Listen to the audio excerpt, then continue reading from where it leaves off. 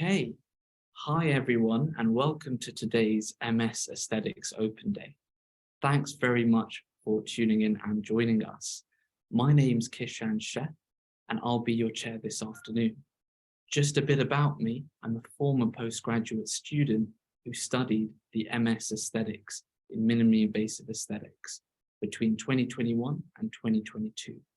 I'm a cosmetic and restorative dentist by background, and I will be taking you through the event today, and will be handing over to Antonia, who is my who is also a former alumnus of UCL. Antonia will be dealing and leading the questions and answers session towards the end. So as we go along, if you have any particular questions, feel free to fire them in the Q&A function, and Antonia will be happy to address those towards the end. We're hoping during today's session to address those course-specific questions that you may have, and to give you more of an insight about what it is like to study aesthetics at UCL. So this afternoon, we will also be joined by Ash and Sarah, who will be kicking off the speaker session by telling you about some of the exciting developments of this postgraduate program. And that will be followed by an alumnus session by myself and Antonia, where we'll be giving you more of a student perspective about what it's been like to study in the MS Aesthetics pathways. We're also delighted to have Lauren here with us today from the admissions department, who will talk you through the application process. As mentioned before, there will be a question and answer session following the presentations, so there'll be plenty of opportunity to answer any questions that you may have. The session is being recorded, and that will be made available via the UCL website, and we're also here to kind of clear up any questions you have, but the emphasis on today is to give you more of an insight. Now, to introduce our speakers, first, we have Professor Ash Mosahebi. Ash is an honorary professor at the Department of Surgical Biotechnology in the Division of Surgery and Interventional Sciences here at UCL. Ash is involved in pioneering research work on regenerating lost tissue through new biomaterials and also tissue engineering techniques, as well as being in the forefront of clinical trials in these innovative techniques, particularly regarding wound healing. Ash and his team of experts lead the comprehensive Master of Surgery in Aesthetics and Minimally Invasive Aesthetics here at UCL. We also have Dr. Zara Mori. Zara obtained her PhD from the Royal Free Hospital at UCL and has many years of experience in research and education at academic institutes, such as Imperial College London and also UCL. Currently, Zara is leading the MS Aesthetics program and is passionate towards improving the student experience here at UCL. So I've already introduced myself, and alongside me we have Antonia. Antonia is also a former postgraduate student at UCL. Antonia obtained a degree in medicine and she continued her training in plastic surgery. She is now a plastic surgeon at the Department of Plastic Surgery and Burns Intensive Care Unit at Nicosia General Hospital. We also are joined, as mentioned before, by Lauren Moon.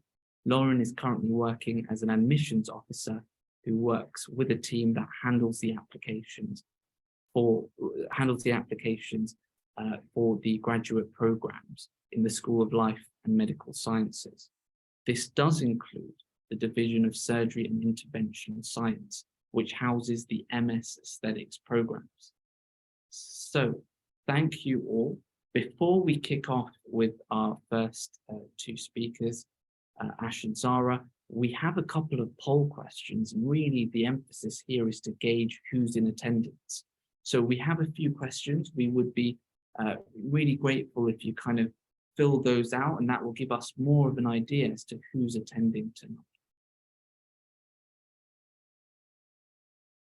So we'll just give you guys a minute or two to fill those responses in, but tell us, which pathway are you interested in? Are you interested in minimally invasive aesthetics or aesthetic surgery? Where are you based? Are you based in the UK or are you an international student? What's your current profession?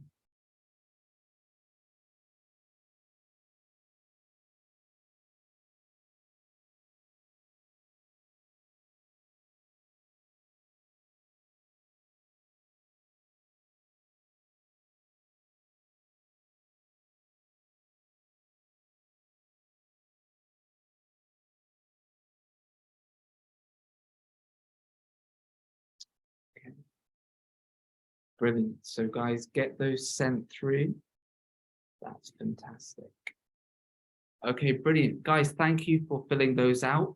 Now over to our first speakers, Ash and Zara, to kick off our presentations.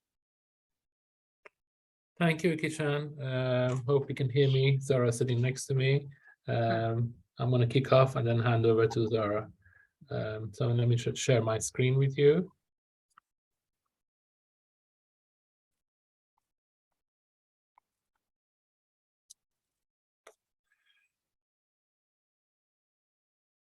Well, welcome again, and thanks for joining. I'm Ash Musaebi, and Zara, you will hear about more, and Sam is our manager, director here as well. So a little bit about UCL. You obviously have joined the Open Day, and so you would have heard about UCL. UCL is one of our major universities in UK. You established really over 300 years ago, and the main building in the main campus, the Wilkin building is really very historic, and hopefully you get a chance to see it. It's a very beautiful building. So some old stats from last year. It remains number 4 in the world. And in London, and number 8 in the world rather, and it's internationally acclaimed university with clinicians and scientists involved in it. So you're in a good place from that, and it's 6th in the world for medical technology. So we're glad to know from that kind of ranking. The UCL Medical School alumni remain global leaders in the medical profession, and have been recently been presidents of Royal College of Physicians and Surgeons. So I think you will have the certainty that the quality of the work and the university really speaks for itself for the last few years. The number of teaching hospitals attached to UCL, these are some of them, from orthopedic to the main UCH campus and Rural Free campus, where the plastic surgery department is based. And that's where I am at the moment, and where most of the face-to-face teaching will happen. For example, the first operation on the anesthetic in Europe was done here by Professor Liston back in 1846. So why have this course? What was the reason for it? What was our vision? There is an absence of standard of accredited training for non-surgical and surgical aesthetics in the UK, and certainly in outside the UK as well. It's really to bridge the gap in aesthetic field, and in partnership with organizations such as British Association of Aesthetic Plastic Surgeons. So we really want to improve the standard of care and delivery of care to our patients, and hopefully you can share that with us. As a student, you obtain this certification and knowledge through knowing that you be able to treat your patients in a safe and ethical way.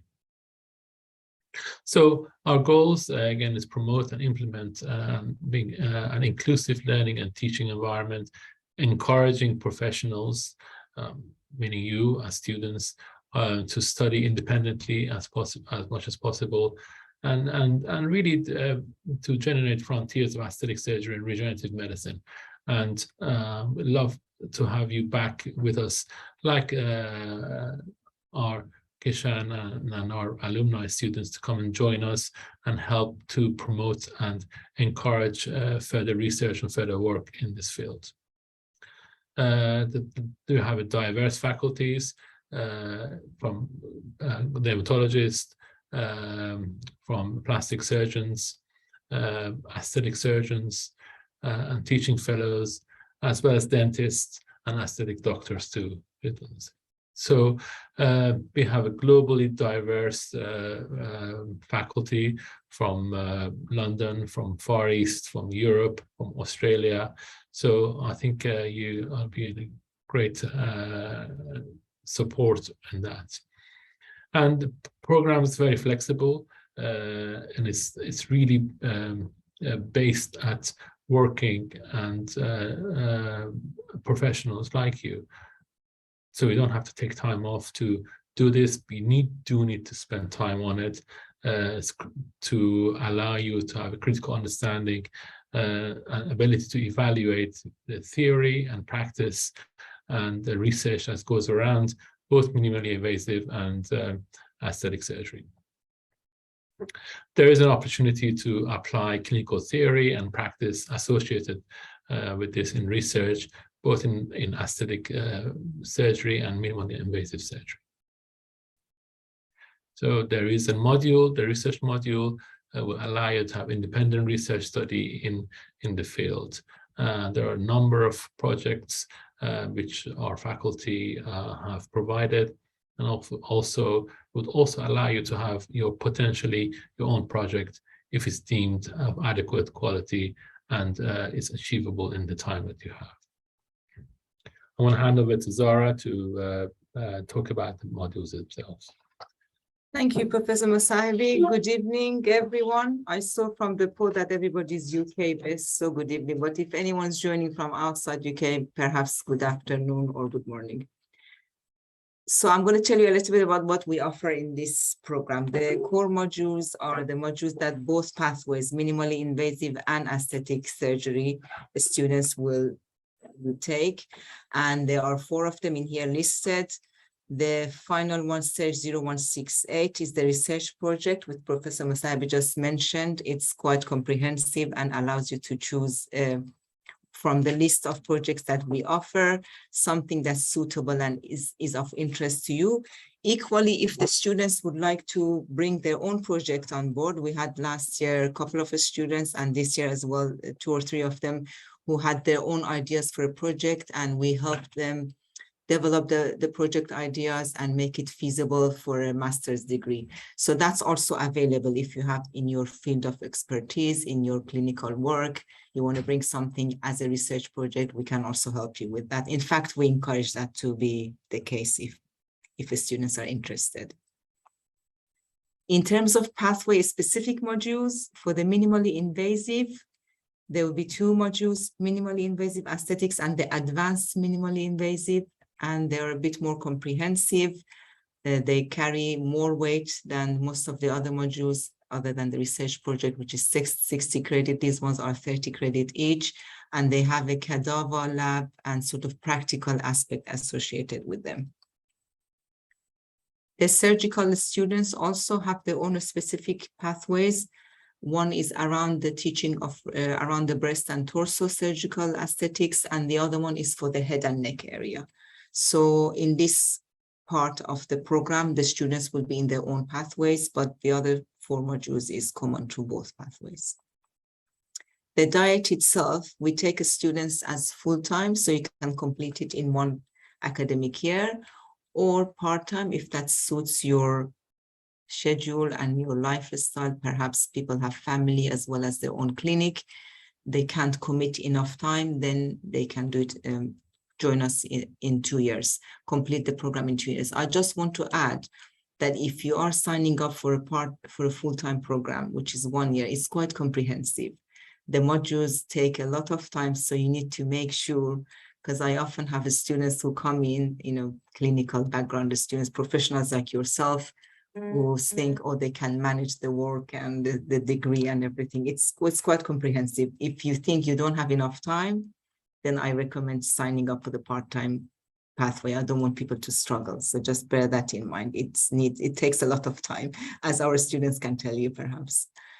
The learning is blended. By that, we mean there will be pre-recorded lectures and procedures and videos that is shared on the platform for you to watch in your own time. At the same time, there will be a range of live virtual sessions where clinicians will connect on the platforms, and you can join from wherever you are.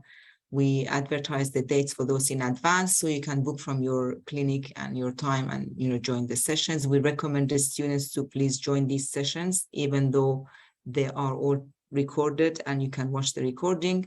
But if you attend the sessions, usually the feedback we received from our students in the past year and even this year is that you'll get more out of it, because there's a discussion and a conversation going on between the speaker and the students, and you could be part of that conversation, take part in that. While if you watch the recording, it will not be the same experience. You can obviously watch the recording and ask your questions afterwards, but it's best to be present in a virtual environment. A few face-to-face sessions in campus. The program was designed for working professionals who have family and other commitments. So this was welcomed by our students in the previous year and this year, as in they don't have to come, especially international students who need to obtain a visa and book tickets and fly to UK. This works really well. So we would like to keep that going on moving forward for the next academic year as well. So the dates of face-to-face in-campus sessions will be shared with you at the beginning of the academic year, so you can book time off and book your flights if you need to come to London. And the other thing is that we have access to the amazing Charles Wolfson Center, which is kind of the anatomy lab of the UCL, where we run the practical sessions and the cadavers. The VL is the virtual learning environments, is Moodle, the platform that UCL uses. Some other universities have things like Blackboard, you might have heard, but we use Moodle in here, which is quite user-friendly. And apparently for next year, we're going to have a new version, Moodle 4, which hopefully I'll get to play with during the summer holiday and get it ready for next year. But Moodle is what we use if you want to a little bit look around and learn about it. But there are training sessions when you join us as a students, and you can sort of go through those. And I also teach the students. We will give you some help at the start of the academic year if you're not very familiar with these platforms. And we use Microsoft Teams. So you can have Teams or Zooms, but today's session now we're here connecting to you through Zooms, but for our teaching, we use Microsoft Teams as an online virtual platform. You will have an assessment for every module, and you will receive feedback. Assessments could be reflective case studies, they could be OSCEs, so they're clinical practical based, or e-posters. So we try to give you a range of different types of assessment to give you more experience on how to prepare a poster, how to deliver an oral presentation. And there's a lot of support at UCL for students to get better in this kind of experiences in this kind of fields. You can take it later on to wherever you're working, and any other future job you can apply. So these things are skills that you can take forward, as well as achieving completion of your assessment. We do give feedback for all of the assessments, either in a written format or an oral. Sometimes the feedback comes from your peers. So some of the assessments are run, in a way that the students can give comments to each other in a constructive way, and also in an anonymous way. So, people can be free to present their opinion on their peers, and people learn from each other. Students learn from each other quite a lot. So that's very useful. When you join UCL as a student in a master's program or an undergraduate, there's a lot of support from disability counseling, interfaith, and everybody will be given an academic personal tutor that will be with you for the duration of your time with us, whether full-time or part-time. The tutors meet with their students once a term, and outside those meetings, if you have any queries or any issues with accessing information or problems in terms of not being able to submit assessments on time, you can go to your personal tutor. You can contact other people as well, but personal tutor is your first to go, and they know how to help you and how to guide you. If they don't know how to support, they know somebody at UCL that they can then forward your message to and provide the right support. So students are well supported if they join our community. Thank you for listening to me. I'm happy to take questions. I think we have a question and an answer session at the end. Kishan, am I right? Yes, Sarah, that's correct. So Antonia will be leading the question and answer session. But guys, feel free, if you have questions, fire them in, and Antonia will be happy to address that. Yeah.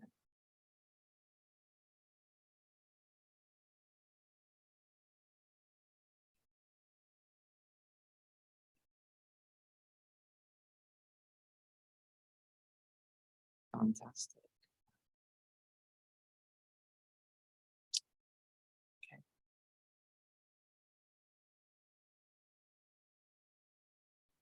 All right. Guys, can everyone see the slides? Brilliant. Yep. Perfect. Okay. Yep. So me and Antonia are now going to do an alumni presentation. So we both studied between 2021 and 2022, and we are alumni of the course. So as mentioned before, my name is Kishan Shah. I have a background in restorative and implant dentistry, and I had already done a master's in a different discipline prior to joining the UCL Masters. And one thing that I really gained from a master's level qualification was not only understanding the theory and the practicalities of what you're doing in clinic on a daily basis, but actually dissecting some of the science and questioning some of the science.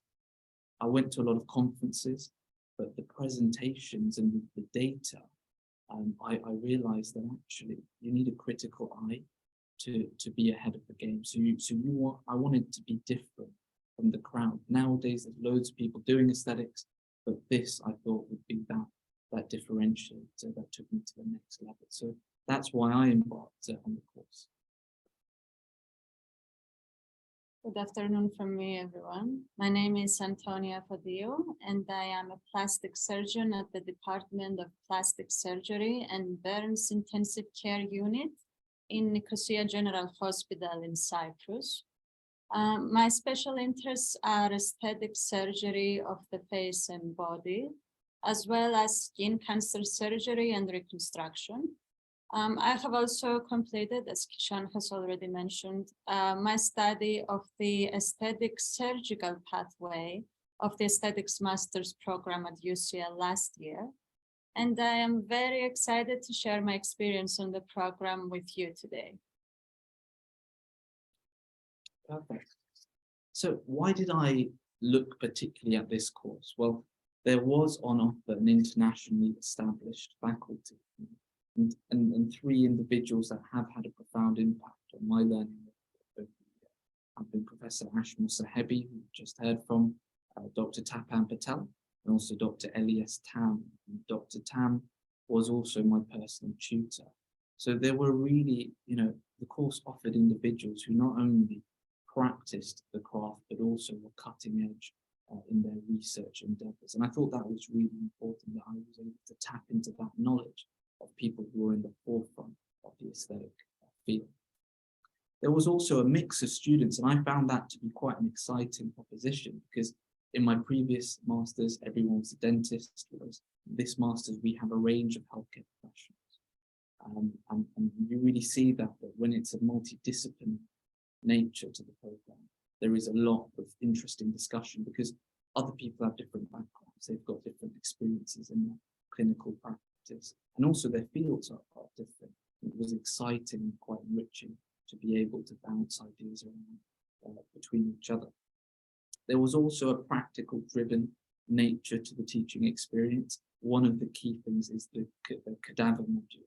So you're not only learning anatomy from the textbooks and lectures, which have their place, and that's going to really create the foundation for your knowledge, but you're solidifying it by the cadaver sessions, and those I thought were really, really imperative and really useful in me translating what I'm learning in textbooks to actually what anatomy is like in real life.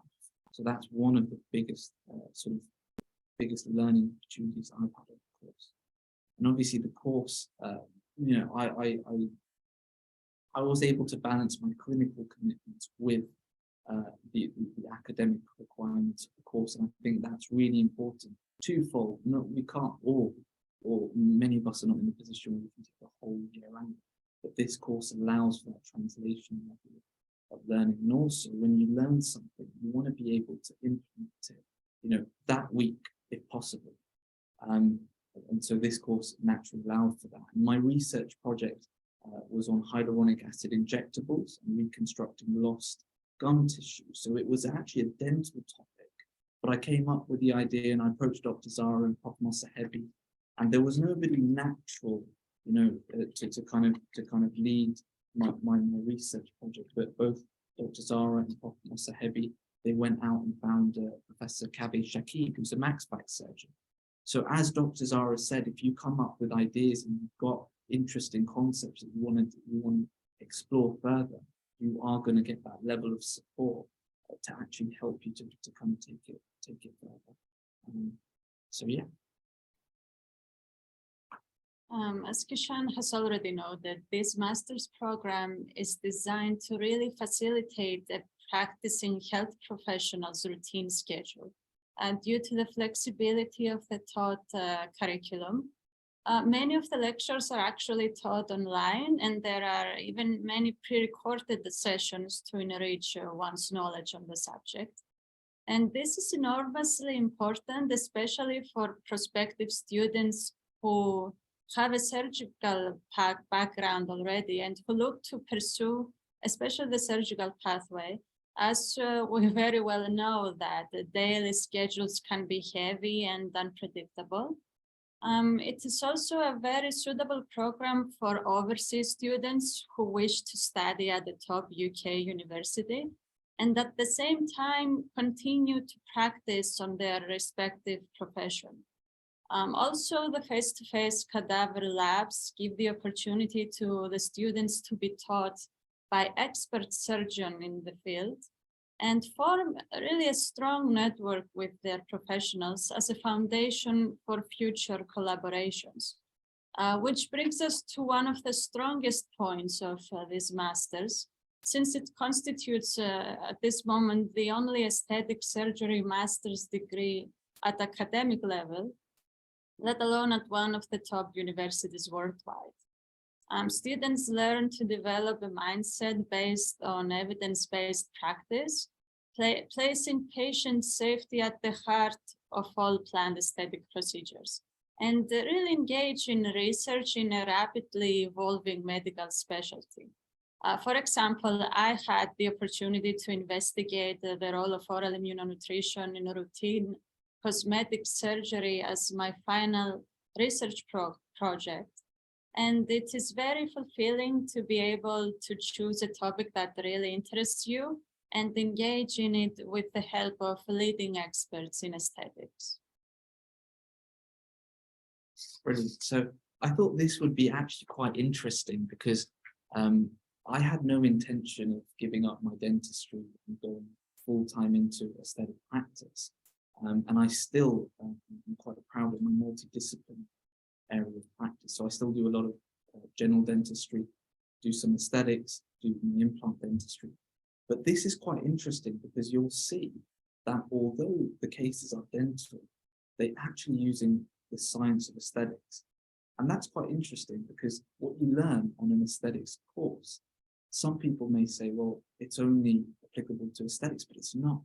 You learn actually the science of beauty, how to harmonize natural aesthetics. And what I think aesthetics is all about is giving people a natural look. So I do that with facial aesthetics, do that with my dentistry as well. So the case on the left that you see, that's actually an implant case where I reconstructed someone's entire mouth. But I'm using those principles of aesthetics and trying to harmonize natural aesthetics to get the patient a natural looking result. And the case on the right is a restorative case. Again, using some of the principles that I learned, the science behind beauty, beautification, cosmetics, I learned on this course. and really seeing how that translates even into a discipline that is not patient aesthetics. So that's quite interesting. And in my turn, I would like to expand more on what the surgical pathway can offer to prospective students. Being able to communicate and learn from leading professionals in aesthetic surgery can give refined knowledge, both in purely surgical as well as minimally invasive treatments, which are both in the core of the practice for an aesthetics physician. The program gives you the chance to train and experiment in a safe and controlled environment where you will be directly supervised by the professional teaching faculty before being able to implement this knowledge in everyday practice, which is very important. I personally studied the program while on my final training year in plastic surgery, and I have found it to be an extraordinary experience, which greatly helped me transition from a trainee's mindset to a confident and skilled practicing professional. So I would encourage any medical professional who has a background in cosmetic surgery to seriously consider undertaking this course, as this will help them refine their skills and be part of this professional community. Thank you.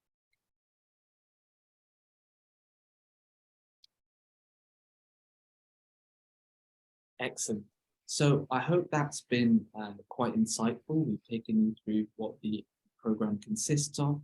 You've heard from some of the alumni, and I think that's quite important that you actually hear from the students that have already completed the journey that you're thinking of embarking on. So if you have any further questions, feel free to pop them in the Q&A section. But at this point, I'm going to hand over to Antonio, who's going to lead the questions and answers.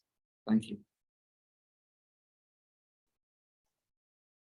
So we have already seen some questions on the Q&A box.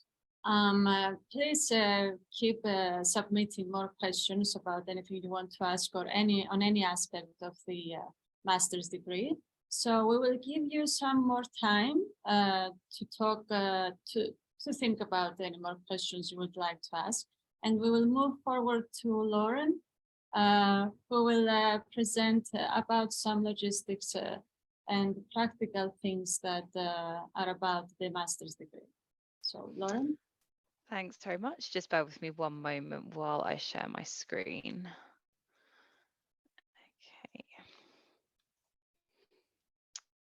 Okay, can you just let me know when you can see the slides? See them. Yes. Perfect, thank you very much. Okay, so hi everyone, my name's Lauren, and as was said in the introduction, I work in the graduate admissions team at UCL. So I'm just going to talk you through the entry requirements to the aesthetics programs, as well as just a brief bit about the application process. So the academic entry requirements are kind of similar for both the programs, but with a few distinctions. So for the minimally invasive aesthetics route, we're looking for either a recognised medical or dental degree, alternatively the advanced nursing practitioner qualification with NMC registration, or to be a prescribing pharmacist registered with the GPHC, along with a minimum of 2 years training in your field. For the aesthetic surgery route, we need a recognised medical degree, as well as a minimum of 2 years training in head and neck surgery, maxillofacial surgery, or plastic surgery. When we say recognised medical degree, we mean that it's recognised on the World Directory of Medical Schools. So this is a public-facing website where you can just double-check that your institution and your programme combined make a recognised medical degree. So whether or not your qualifications do meet the academic entry requirement will depend on the country in which you obtain them, and sometimes the institution as well.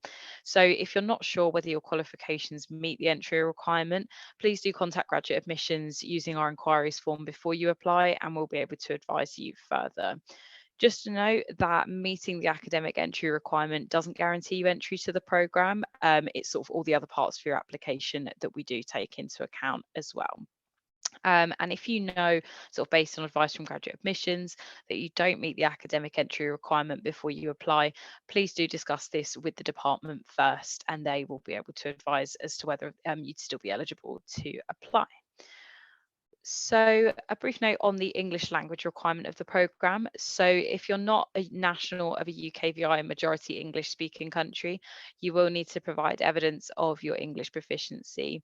So both routes of the MS Aesthetics programme require UCL's level 2, which can be met in 2 other ways.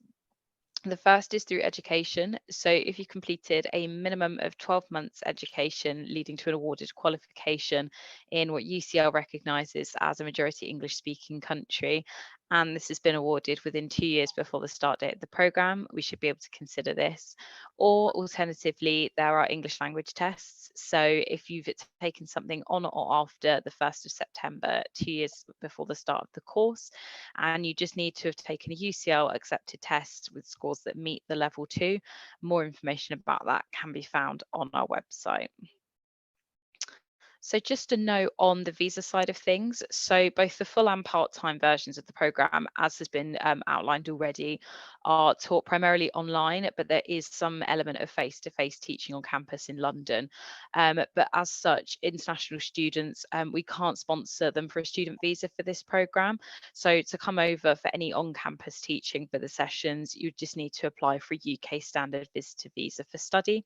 And of course, any visa information is always subject to change, but that's as it stands at the moment. If you do need any further advice on that, we'd encourage you to contact the UCL Student Immigration Advice Team. So I'm now just going to briefly run you through some key sections of the online application. So one of the most important sections is the education section, where you need to provide evidence of all qualifications you have from degree level and above. And we'll need original language and English translations of any academic documentation you have. We need your transcript, and if you've got it, your degree certificate. And your transcript just needs to show all years of study. It's important that you provide this documentation because it can delay your application further down the line if that's not provided. There is an English language section of the application. So if you've already got a test that meets the requirements that I've outlined, then please do provide that with your application. But if you don't, no need to wait until you've taken an English language test to apply, because if you're successful in obtaining an offer, we can just make any offer conditional on English language. So it's always best to get your application in as soon as possible. And then there's also an employment section where you can provide details of current and previous employment. So obviously work experience is particularly important for this programme. So please do make sure that you fill this section out fully. And there is also the option to upload a separate CV if that suits you better. So final couple of sections so the referees section will require you to provide details of 2 referees. We'd like at least one to be academic unless you've been out of education for 4 or more years. Please do use professional email addresses for your referees rather than Gmail or Yahoo personal ones as far as is possible. And what happens when you submit your application to UCL is that your referees are automatically sent the reference request, and the link's valid for 30 days. So please make sure that they complete that as soon as possible. UCL won't chase the references for you, so applicants are themselves responsible for making sure that their referees submit references. Just a brief note on the personal statement. So it's a 3,000 character text box or a 2-page document, which you can upload separately. It just needs to show 3 key points. So why you want to study the programme at graduate level and why you'd like to study at UCL. So this is your opportunity to demonstrate that you've really done your research on the programme and the department and to highlight things that particularly interest you. We also want to know how your academic and professional background meet the demands of the programme. So any sort of work experience that you have, please do talk about that because again, work experience is important for this programme. Finally, we'd just like to know what your career aspirations are, so where you'd like to go and how the programme at UCL will help you to achieve that. A final note just on the application fee. So it's a £90 fee for each application you make. So if you apply to more than one programme at UCL, it's chargeable per application that you make. You need to pay this on submission of the application form. If you don't, you'll be emailed with a link to pay later. Excuse me. And then once you submit your application, I should say before you submit, please do check that everything's correct because you can't change after you've submitted. Once you've submitted and paid, you'll get access to the applicant portal to view, manage and track your application. We can't begin assessing your application until it's complete. So excuse me, I do have a bit of cough at the moment. So once your application is complete, that means you've paid the application fee and we've received your references. So we can't begin assessing until that point. So please do make sure that you paid the fee and your referees have submitted. Okay, I shall pass back for the Q&A. Thanks very much. Thank you very much, Lauren, for giving us this very important information on the master's degree, both pathways. So we're free to move on to the questions and answers sessions. We've seen that you have already submitted many questions. We will try to answer all of them if the time permits, or else we'll start with the questions that have been asked the most. We'll try to combine some of your questions that have similar replies to them. Many of the attendees have asked to see the total fees for each pathway. Is this something that Lauren or Dr. Mori could answer? Yeah. Sorry. Yeah, no, go on, Zara. No, go ahead. I was just going to say, so was that the total fees for the program? So that should be on the program webpage. So when you swap it between full-time and part-time mode, it should show the fees for both overseas and UK students. Just to preempt as well, graduate admissions can't confirm the fee status of a prospective applicant. So we do often get people asking before they apply what their fee status would be. We can only confirm that at the point of making an offer if you're successful. So just a heads up about that. But we do have information on the UCL website about fee status categories if you do have any queries about that. Yeah, and just to add to that, thank you, Lauren. I posted the link to our website. So if you, as Lauren mentioned, if you scroll down to the fees section, you have international and home student and part-time and full-time. So you can just click on the right category that applies to you and the fees is mentioned there. Thank you very much. Also, there are some students, prospective students, who would like to see the full timetable in order to see if they will, it would be better for them to join as full or part-time. Is this timetable available for either of the pathways at this moment, Dr. Mori? So I have timetables, but they're like in blocks. It's not like one big page I can post in here, but I can take you through it. For a full-time, so I'm going to go through the full-time student, then you can have a feel for what you're putting yourself through if you sign up for full-time. And if that didn't answer your question, please post in further questions, or it generated further questions for you. So as a full-time student going through this year, for instance, in term 1, which is starting from September till Christmas holidays in December, the students were doing 3 modules. 2 of them were, one was 30 credit and one was 15 credit. The 30 credit one has at least 15, 20 lectures, if not longer, and the 15 credit will have almost half of that. Each one of them will have a day where they have to come to the college for a face-to-face. So that's 2 days almost. And then the research project is the 3rd module that they start in term 1 and they continue all the way to the end of the academic year. So they're doing 3 things in term 1. In term 2, which is now started in January up until Easter time, they will still continue with the research project, and the research project has demands, as in you're going to have to do a presentation just before Christmas starts, 5 minutes presentation on the beginning of your research project, your ideas, what the project is about. You have to attend a couple of library sessions on how to do systematic reviews and different types of reviews to help you with your preparation of your research question and the inclusion-exclusion criteria and so on.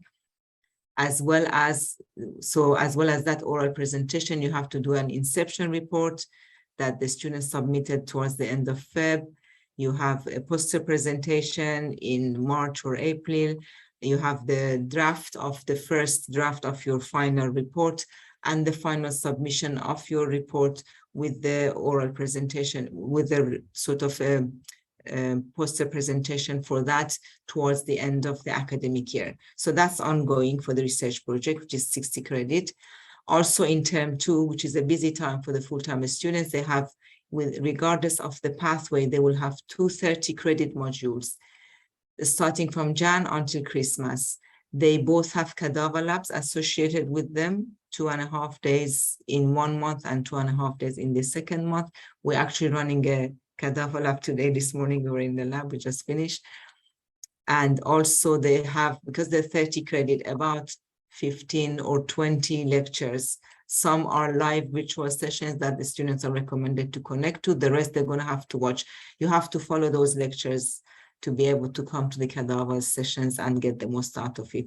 So that's just to show you. And on top of those 230 credits, there is a common module, core module for both pathways, which is 15 credit happening in sort of in term 2 as well. So they're gonna, and all of these modules have an exam associated. So students were submitting just before Christmas. They had another submission, 3 submissions from January. We started up until now. They'll have another one in May, and the OSCE exams in this year is in May. Next year we might move them around.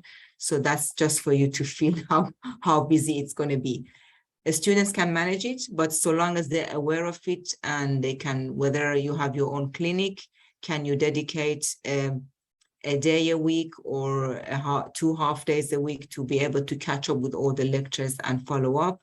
Or if you're working in a hospital or in NHS, then could you speak to your managers and tell them that you've signed up for this program? So if you do those things and put those arrangements in place, it is doable.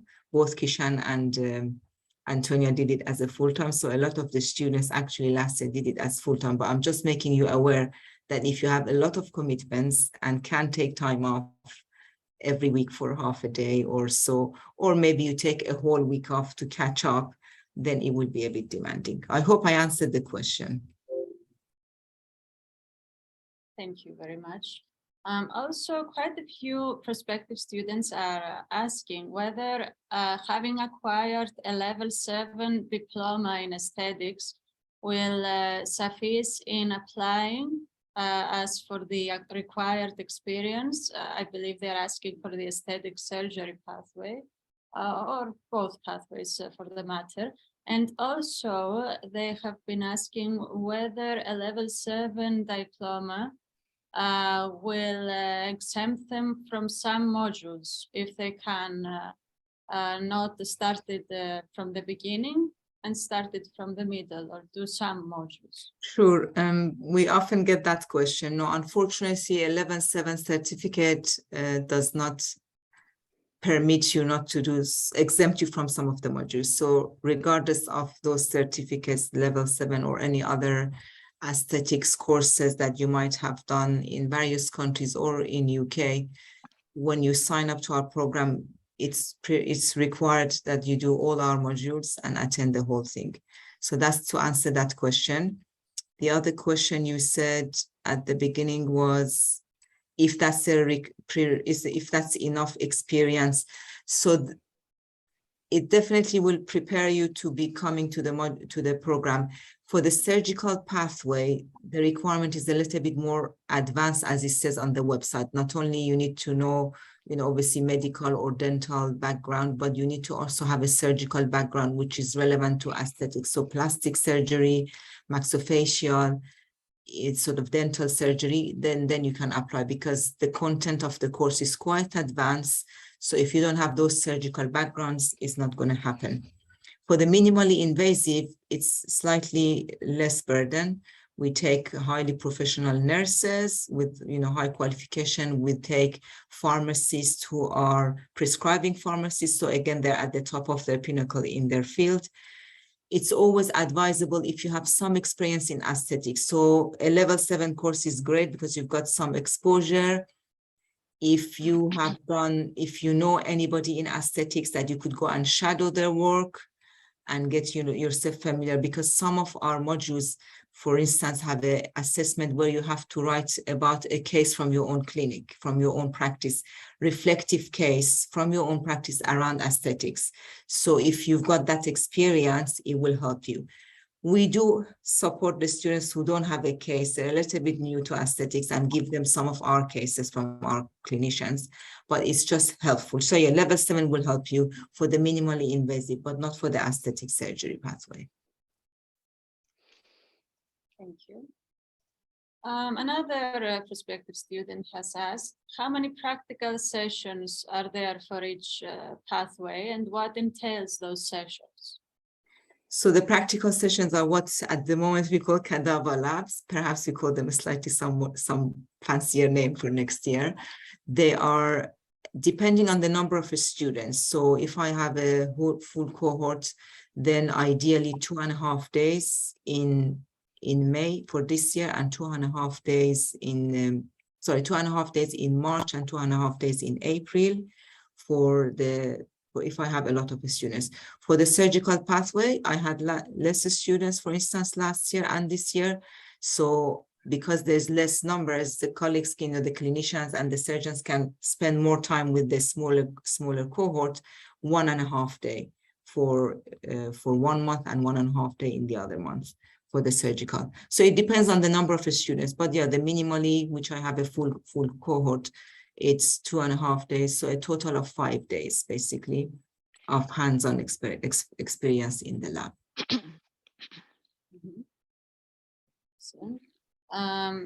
This is a question probably Lauren can answer. A prospective student is asking whether if they do the master's course part-time, will it be mentioned in the degree that it's been done in part-time, because at their country there are specific limitations to degrees that are done part-time compared to full-time? So when you get your final degree documents from UCL, you'll be able to get a transcript and a certificate. Your transcript will say that you studied part-time, but your certificate won't. So yeah, sort of the short answer is yes, it will show on your final documents. But yeah, I'm not able to advise so much on sort of what that might translate to in other countries, but yes, that will show. Great. Also, some students are asking for course material for the aesthetic surgery program and the link for online application. I'm sure we can find those in the follow-up links after our session. Lauren? Yeah, I was going to say, so the link for the online application. So I know in the chat, Zara put the link to the minimally invasive program. I'll just post the link to the MS Aesthetics, the aesthetic surgery route. So for both of these programs, there is a link on the program webpage to apply that will just take you straight to our online application form. So just bear with me one moment while I post this in the chat. If I, it's not giving me the option to post it to everyone in the chat, so I've put it to the other hosts. If you can copy and paste that and see if you can put that to everyone. Doesn't seem to be allowing me to paste that, unfortunately. Okay, we can handle this, thank you. Also a quick follow-up question to what we previously have answered. There's prospective students that wants to clarify whether his BDS degree along with a residency in maxillofacial surgery are enough in order to apply for the aesthetic surgical pathway, whether a medical degree is really mandatory for this. So they have a dental degree with the maxillofacial. With a residency in maxillofacial surgery. Yes, so that's absolutely fine for the surgical pathway. Excellent. There are also some questions. I'm not sure if we have mentioned this already. I think we have, but there's an overseas students that wants to clarify how often they have to be in campus for the aesthetic surgery program. So for both programs, there are the induction day is one whole day, and then 3 modules have a whole day as well. So that's 4 whole days. The assessment for the OSCE exam is a whole day. So that's 5 whole days throughout the academic year. We'll give you the days. Some of them are in term 1, some in term 2, and some in term 3. So 5 full days you're expected to be in the campus, with the addition of the cadaver labs, which is a total of 5 days. So altogether, a total of 10 days, you're expected to be in the campus. Some students don't come for the induction, and some of the face-to-face sessions, the cadavers and the exams, they have to come, obviously, that's compulsory. So that's 6 compulsory days. The other 4 days are, I call them optional, but those who don't turn up really miss out. So it's kind of, we encourage you to please come. The induction, I know it's just an induction, but you get to see the rest of the cohort. You can make that connection. We get to see you, you get to see us. And that's, you know, you will be part of this community of experts in the field that you want to hopefully have your career improved. So ideally, you should really come for all of them. So 10 full days in UCL in London throughout the academic year. 4 of them are optional. The other 6 are compulsory. Thank you. And one last question. An attendee is asking whether there is any opportunity or a chance for the university to adjust the student fees from international to local. Is this something that Lauren can answer? Yeah, I'll jump in on that one. So as I was saying earlier, obviously there is the UK rate of fees and then the international rate of fees, and we only determine an applicant's fee status if we're going to make them an offer. So we can't sort of say provisionally what your fee status might be. This is because we just need to see everything on your application first and make a fair assessment of your fee status. So we can never promise anything to a prospective applicant. But what I will do is share some links that I mentioned to fee status information. So we've got information on the UCL website about fees, but then you can also seek some independent advice from an agency called UK Keyser, which provides a lot more detailed fee status. So I'd advise you to just take a look at the categories on there, see what you might fall into to get an idea of what your fee status might be. But yeah, just to reiterate, we can't confirm provisionally what a student's fee status is. And quick follow-up question, can a prospective student apply for a loan?